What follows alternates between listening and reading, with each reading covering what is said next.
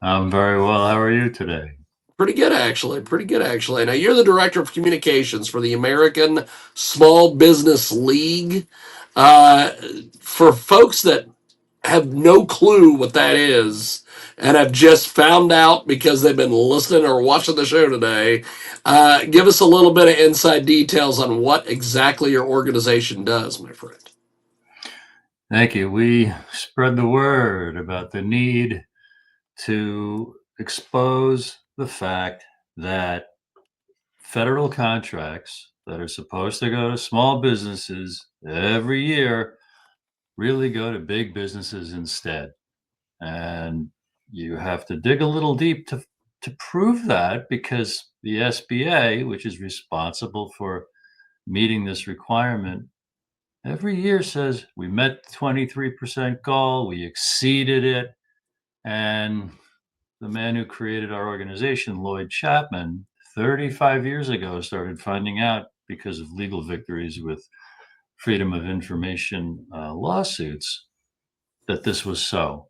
And he quickly saw that in reality, almost all federal contracts go to the 1/10 of 1% of American businesses that are big businesses. You turn that around, we are a small business nation. 99.9% of all businesses in America are small businesses. They're supposed to get 23% of all federal contracts. They don't. That's what we, and there's a list of benefits that would accrue to the economy and job creation. It's a very, very potent and important unknown story. Bruce T. Torres with us today. He joins us live here in a broadcast. So, Bruce, you've said that small businesses are being treated like pawns in the DC game. How did we get to the point where political vengeance is dictating economic policy, my guy? Wow, great question. The small businesses play that part of the pawn as far back as the 1940s. The first kind of small business organizations were created in, I think, the late 30s, early 40s. But by 1953, Congress passed the Small Business Act, which created the Small Business Administration. And the law said a fair portion of federal contracts must go to small businesses. Over the many decades since, it's become the 23%.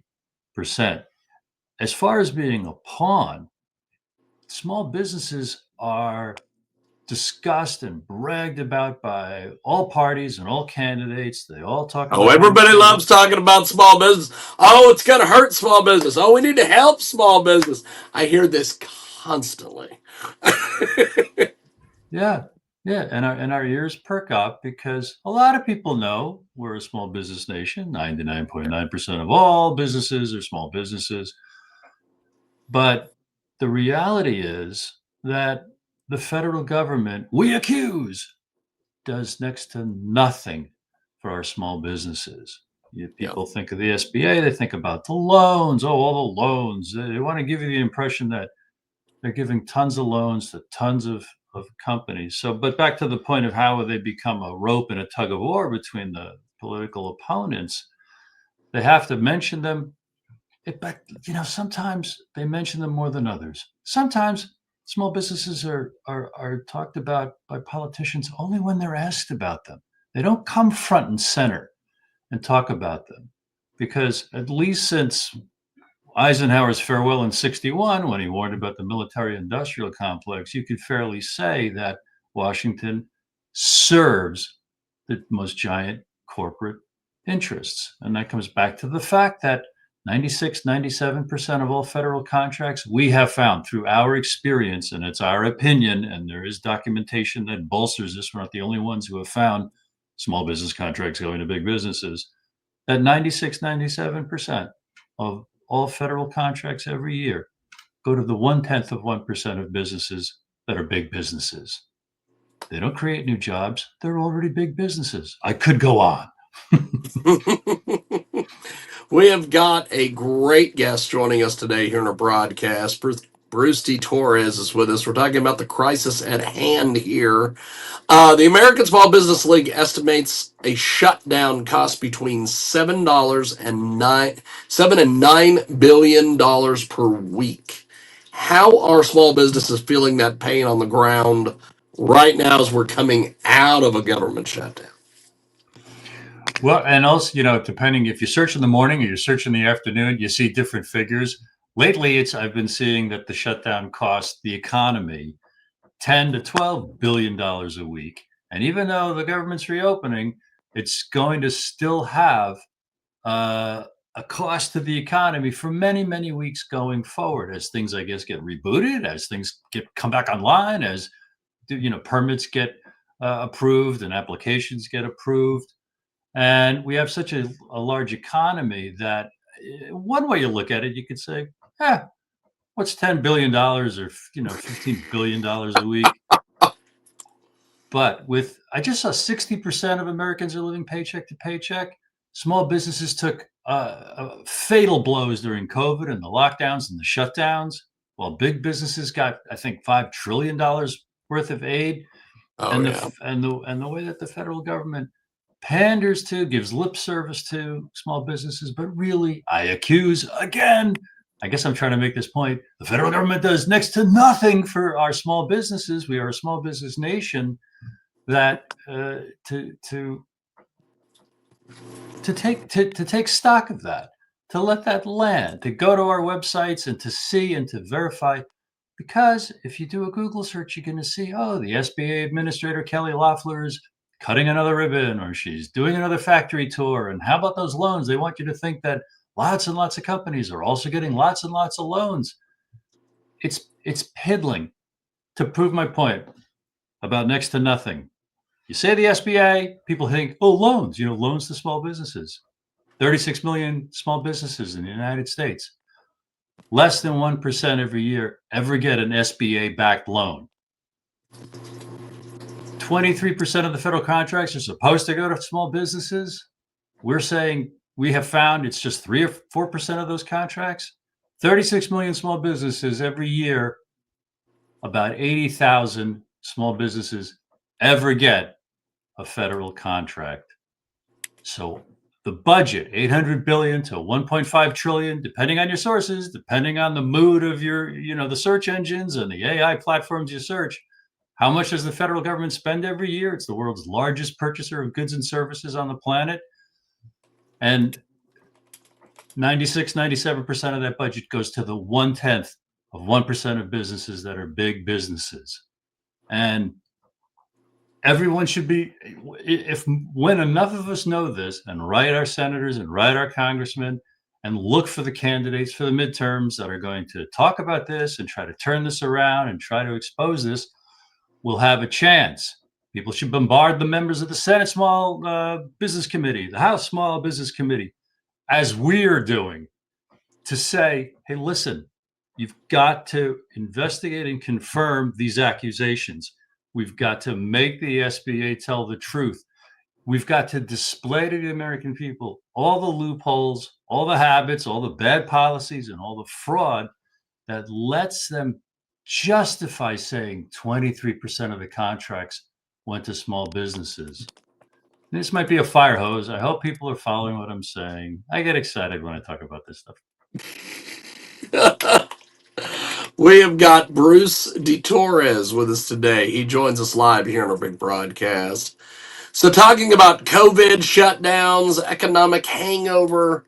During the pandemic, 1 in 3 small businesses permanently closed. Now, with another shutdown looming again because we're going into winter, and of course, that's always the big thing: is, oh my God, we're all gonna have all these things, or like they're only going to fund the government till like sometime in January, so there'll be another shutdown looming. How does this moment compare to what small businesses went through in 2020? Wow. Well, not many people saw. No one really saw anything like 2020 coming. Yeah. But every day, every year, I think becomes more likely to be a 2020 because there's a momentum of forces and factors that are continuing to squeeze existing small businesses. And to a person, you hear folks who have tried and did launch their first small business, let's say, how hard it is between the rules, regulations, taxes, costs of doing business, costs of goods and services and supplies. So, and also the government and also private monies, massive investment in AI. That is going to accrue to not only the giant corporations and funders and lenders able to invest in that, but it's going to create companies that will need less and less human beings. And so there's a kind of a perfect storm, slowly, I think, tightening a noose around the necks of our small businesses, to speak broadly and generally, and to answer your question. Bruce Torres with us today. He joins us live here on our big broadcast. So, are we seeing the same small businesses like tourism, food service, local retail bearing the brunt again with this whole government shutdown and coming out of that?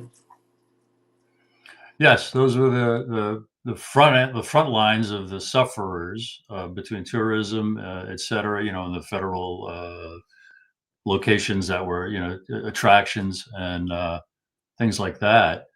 And the the gloom and doom is endless, because this is just an entrenched system for decades. Another example of that is many of the federal agencies, I think it's all federal agencies, have different rules, regs, requirements, and permissions by which they can award contracts. So this agency in these industries can give a contract to a huge corporation for that particular item and tell the SBA that's a small business contract that fulfills our agency's requirement to issue a quote unquote small business contract. A company with 1,000 employees, a company with 2,000 employees. And also, the contractors at the agencies, the federal contractors at the federal agencies who award these small business contracts to the world's biggest corporations or America's biggest corporations, many times they leave office and they go get hired at those corporations, which are happy to reward them with a nice job Yeah. because of the favor of those contracts. And with new administrations and other kind of turnovers, the agencies recruit from these giant corporations executives to come in and now be the assigners of new contracts to who? To more big corporations. It's a money go round at that level. And anything and everything that could be done for our small businesses needs to be done.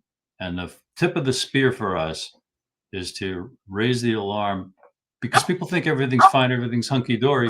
Well, 23% of the contracts are going to small businesses. No, they are not. That's our first challenge, is to make that known. And that is always the thing, is that you've hit that on the head, Bruce. We have got a great guest with us today. Bruce Torres is with us. He joins us live here on our big broadcast. And let's talk a little bit about the policy failure and partisanship. We're hearing that only 5 Senate Democrats need to sign this continuing resolution to end the shutdown. When this was all going on, what specific political forces do you think were preventing a bipartisan movement, at least from your perspective? Well, I'll tell you, small businesses were not a consideration whatsoever. Beyond that, you and I can just, follow the money. Where does the lion's share of taxpayer dollars in the federal budget go? It's the Department of Health and Human Services, and it's also the military. Now, those are universes of, we'll say, malfeasance, if not stupidity, if not corruption, if not money laundering, if not kickback schemes, and bribe politicians. So whatever Congress does publicly and announces the public performance of Congress is the last thing to make the light of day after all kinds of wheels, deals, and threats behind the scenes. So where are the biggest budget items going? What are the biggest arguments over what projects? That would answer your question of why the gridlock, why the 5 or 6 or 7 weeks it took before the government reopened. And our challenge is to remain hopeful and positive and optimistic and think that we can fight City Hall, because when you look at all the horrors we've been talking about for the last how long we've been talking, many people are justified in saying, you can't fight City Hall. I'm going to go build a cabin in the woods. And all those corrupt people can just go where they deserve. It's many prognosticators just think it's so corrupt. There's so many bubbles. It's, collapses and calamities are just inevitable. And they might be. But every day, They might be. and they might be, but every day the lights go on and we have hot water.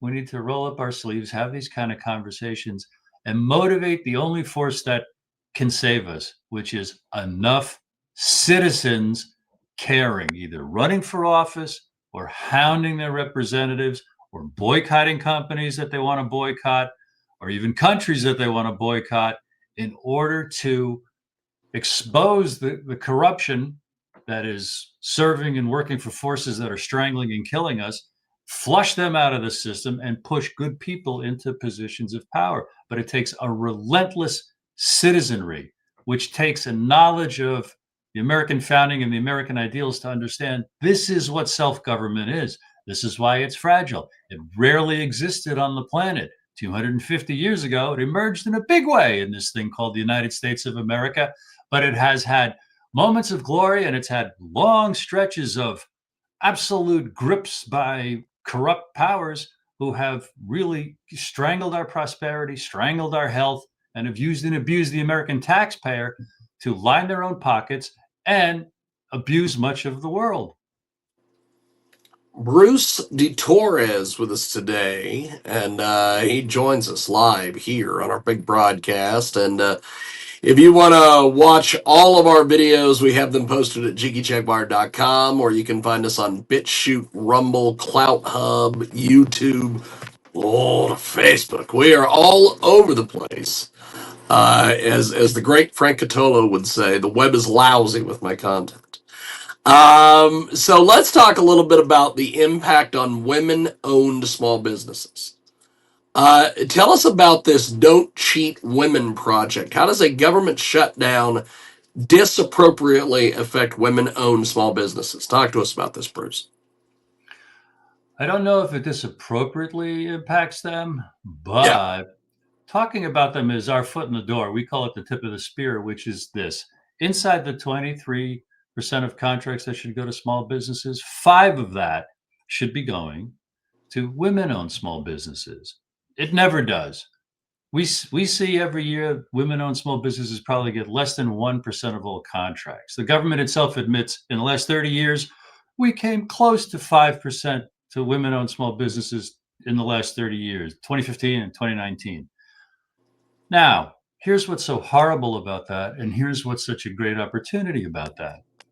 Women own 40% of all businesses in the country, and they sell what the government buys. They're half the population. They own over 14 million businesses. They generate almost $3 trillion in revenue. They employ over 14 million businesses and over 12 million employees, okay? And most importantly, like I said, they sell what the government buys.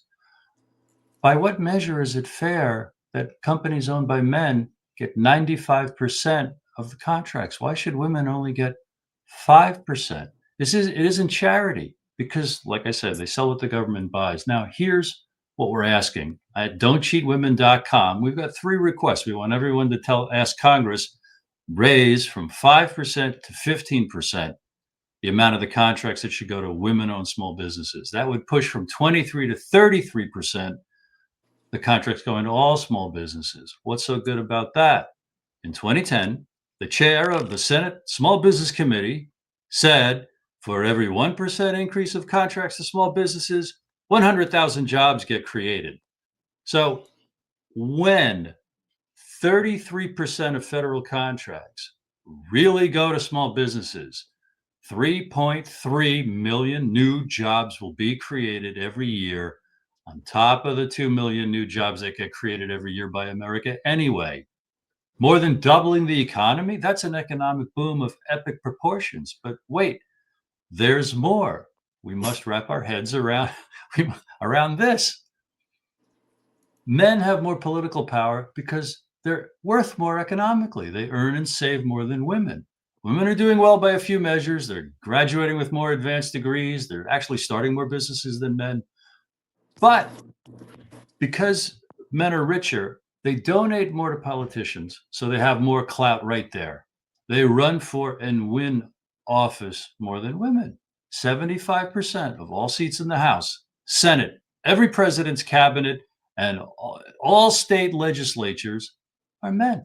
Almost that many governor chairs, 90% of committee chair positions and party leadership positions. And women are half the human race.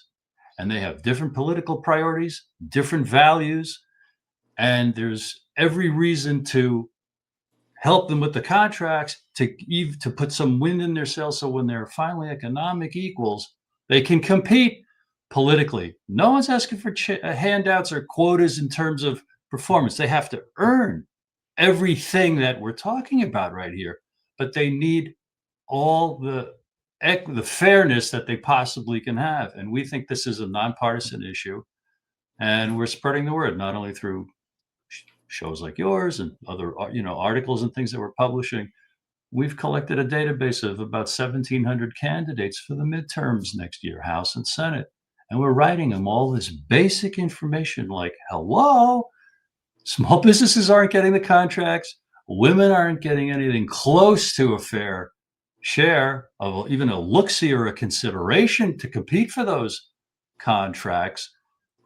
Tell this to your districts and your states. We think you will win. So that's what our don'tcheatwomen.com project is all about. That's awesome. Bruce Torres with us today. He joins us live here in our program. He is absolutely amazing. We definitely are going to have you back when we have a little bit more time because you are a wealth of information, my friend. So if Congress walked into a room today with good faith and wanted, yeah, and this could be any of the halls of power, I guess, and wanted to fix the way that the government works with small businesses, what would be a couple of ideas that you would advise them to do? Fulfill the mandate that 23% of the contracts have to go to small businesses. It was intended to be an economic stimulus plan. Just at that level, it would be the largest in our history ever. No new taxes, no new spending, deficit neutral. It simply would require the guts to clean house at the SBA because they obfuscate, which is a nice way of saying lie about the awarding That's awesome. of those contracts. Okay, they say every year, oh, we've given 23% of the contracts to small businesses. No, they don't, and they haven't. That alone, so the determination it takes to tell your senators, tell your representative, the courage it would take of this beautiful Congress you've convened in my mind, a well-meaning, truth-telling, we're gonna actually do good, gets together. Any legislative body would, at the federal level, we're just all about these contracts. That's the issue. That's the issue. Go to ASBL.com, click around, see the documentation. 100 plus legal victories over the last 35 years. We've been in existence as the League for 21 years, 2004. Dozens of congressional investigations showing the same thing. Many reports from the SBA's own Office of Inspector General. The biggest problem in federal contracting is the diversion of small business contracts to big businesses. Fantastic. Well, you are amazing. Thank you for making some time for us today, Bruce. Before we let you go, how do people find you on social media, websites? Get involved with what you're doing, my man. Thank you. First, I want to thank you very much for having me on. It's always an Yeah. honor to discuss these things, and keep up the great work trying to bring more and more truth to the people. We need it. Our organization site is asbl.com. The history of our work and the urgent reasons for it. And then our don'tcheatwomen.com, which lays out very succinctly all those points about, hey, let's end discrimination against women in federal contracting and what you can do. There are links right there. How to find your senators, how to contact your representative, how to contact the White House, plus a letter I wrote that you can swipe, and it's got the basic pitch. Here's the problem. Here's what we'd like you to do. Get back to me. Well, Bruce, you are amazing, baby. I really appreciate it. And